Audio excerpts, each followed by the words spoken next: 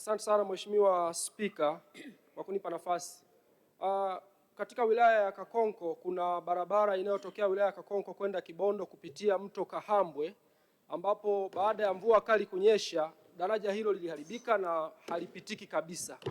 Sasa kwa kuwa tumeshawasilisha maombi ya fedha kwa matengenezo ya dharura, ni lini sasa serikali itachukua hatua ili wananchi hao waweze kupata huduma tena? Asante.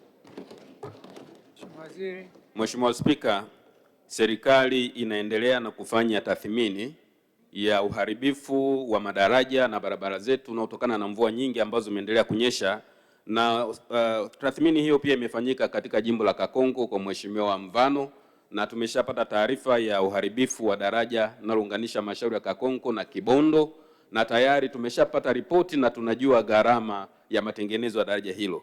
Kwa hivyo Mheshimiwa Spika, nitumie nafasi hii nimwelekeze meneja wa TARURA wa mkoa wa Kigoma kwa niaba ya Waziri wa Nchi, Ofisi ya Waziri Mkuu TAMISEMI, na meneja wa wilaya ya Kakonko kwenda katika eneo hilo kuona kama kuna uwezekano wa kufanya matengenezo ya muda mfupi ya dharura ili daraja hilo liendelee kupitika wakati tunasubiri hali ya mvua itulie, kwenda kujenga kwa uhakika daraja lile la kudumu. Kwa wafanye hivyo ikiwa kuna uwezekano ili wananchi waendelee kupita, lakini mhakikishie Mheshimiwa mbunge kwamba tayari tumeliingiza kwenye orodha na tutahakikisha linapata fedha kwa ajili ya matengenezo.